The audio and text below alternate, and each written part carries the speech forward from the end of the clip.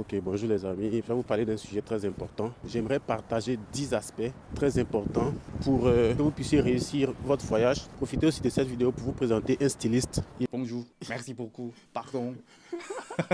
Il est dans le quartier de Songsu et là, je vais récupérer une chemise qu'il m'a offerte gratuitement après que je lui ai remis le maillot de l'équipe nationale de Côte d'Ivoire. Voilà, donc si vous n'êtes pas encore abonné, abonnez-vous. Le premier point qu'on va aborder, c'est les saisons. Ici, il y a 4 saisons. Là, on est en hiver. Vous voyez comment je suis camouflé là. On est en hiver, il fait très froid. Si vous décidez de venir en Corée, en hiver, c'est que le voyage vous tient vraiment à cœur. Mais je tiens vraiment à vous proposer de venir, par exemple, soit en automne ou soit au printemps, parce que l'été, c'est un peu plus chaud. Donc, si vous voulez venir en Corée, venez soit fin mars, avril, début juin. En juillet, c'est pas la peine parce qu'en juillet, c'est très chaud ici. Là. C'est 35 degrés, mais tu as l'impression de fondre là. Et à part ça, à partir de septembre, la température est vraiment bonne. Donc, vous pouvez venir quand vous voulez jusqu'à octobre. C'est très clément. La fraîcheur de l'hiver commence en novembre. Donc, voilà, sachez quand vous venez, il faut bien voir les saisons avant de venir en Corée. À moins que vous soyez dans l'optique de venir faire du tourisme saisonnier. Je ne sais pas si ça existe. Il y a des stations de ski pour ceux qui veulent expérimenter vraiment la fraîcheur et tout. Ça peut arriver. Moi, quand j'étais au pays, j'étais vraiment curieux par rapport à tout ce qui concerne la glace et tout. Donc, le premier hiver que j'ai vécu en Corée, c'était vraiment une découverte très agréable. Moi et tous mes amis, on a passé toute la nuit dans la glace en train de jouer au football, en train de s'amuser, en train de se traîner dans la glace et tout, je me rappelle. C'était en 2020. Et en été, en juillet, sachez qu'il pleut beaucoup. Donc si vous venez, ça sera un peu difficile de sortir et de profiter de la ville, quoi. On va prendre le métro. Là, le prochain point qu'on va aborder, c'est le transport. Sachez que le transport en Corée, c'est très confortable et c'est très pratique. Voilà, là, je suis dans le métro. Là, vous voyez comment c'est propre, vous voyez comment tout est organisé et tout. Le métro, le bus et tout ça, ça coûte moins de 1500 won ici, c'est vraiment moins cher. Si vous passez du métro au bus, par exemple, on ne vous charge pas. C'est comme si le transfert était pris en compte jusqu'à ce que vous arriviez à votre destination.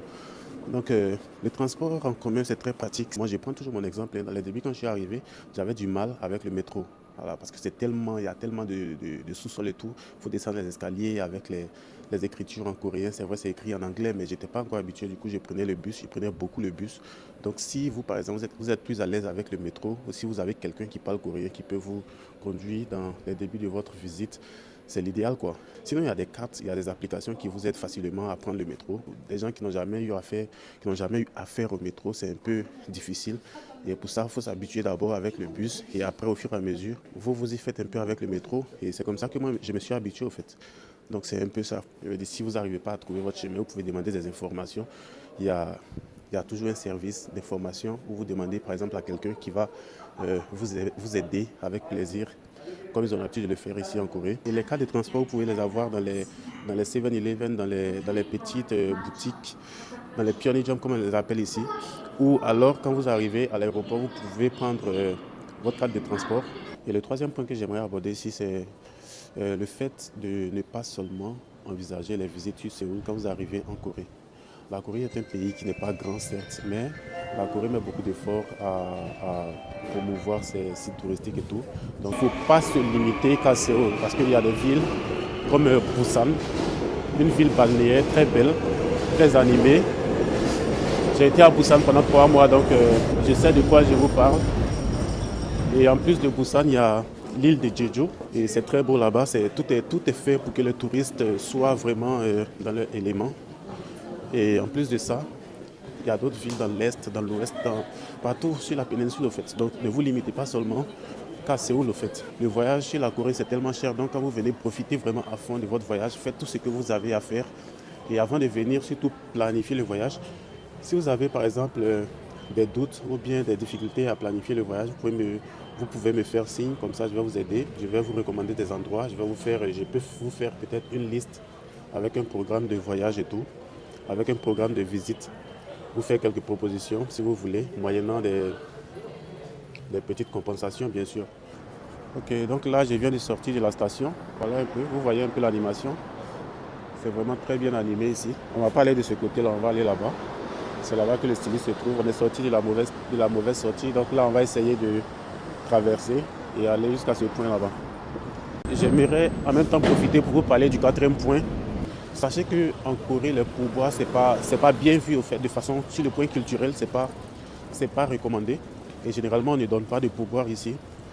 Je ne vais pas vous dire de ne pas donner de pourboire, mais sachez à qui vous donnez et ce n'est pas à toutes les personnes qu'il faut donner.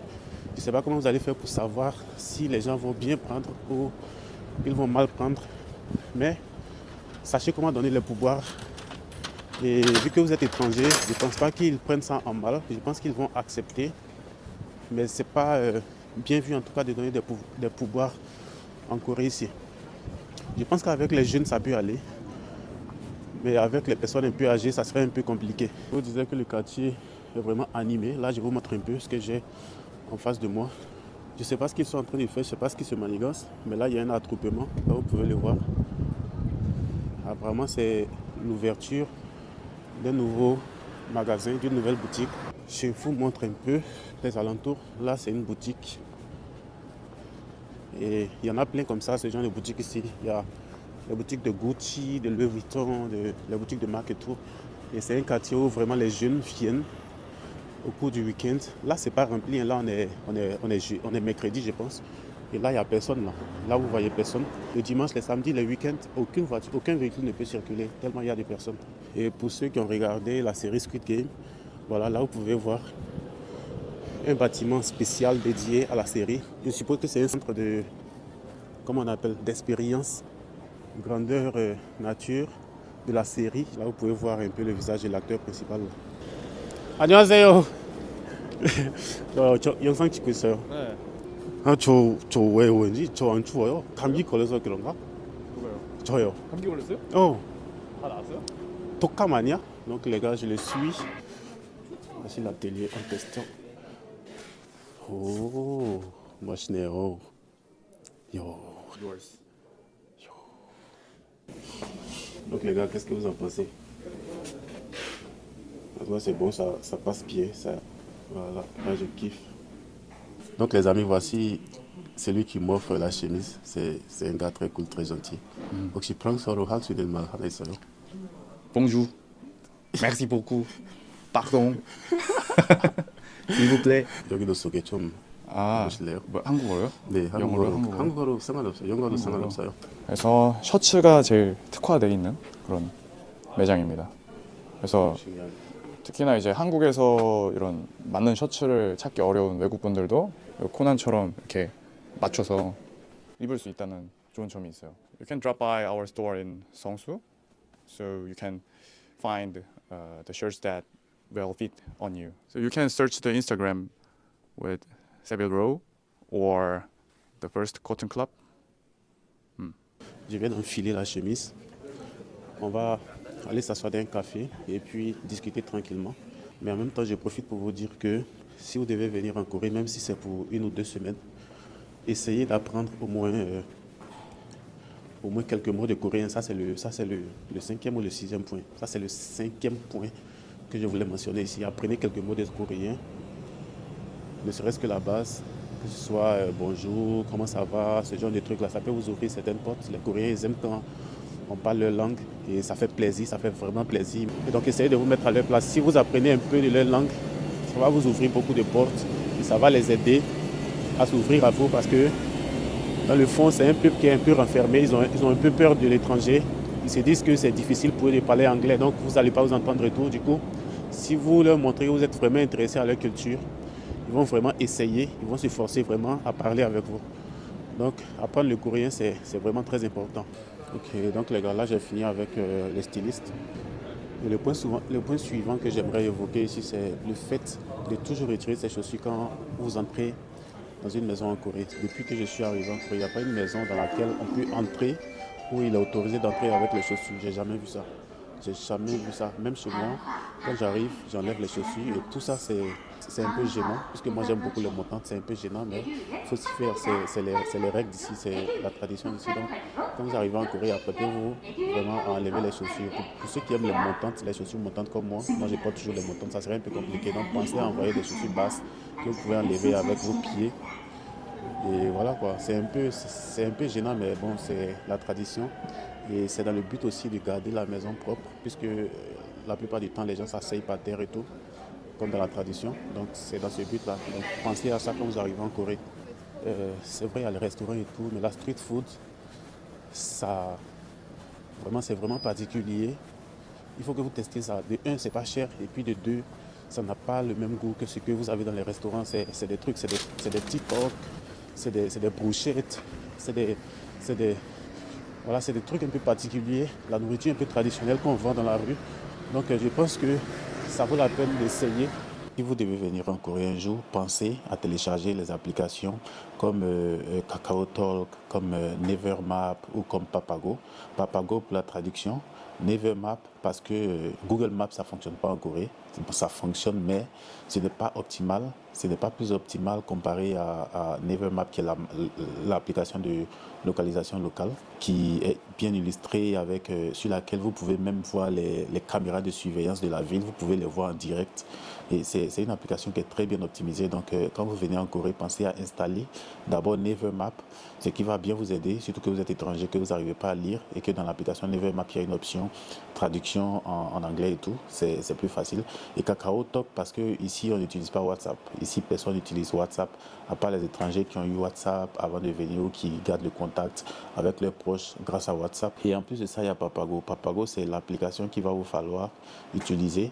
Vous pouvez utiliser Google Traduction, bien sûr, ou bien les applications comme Traduction dans Apple, bien sûr. Mais Papago, c'est plus pratique. Ça va vous aider dans la traduction quand vous allez dans un endroit que vous ne connaissez pas, par exemple dans la rue.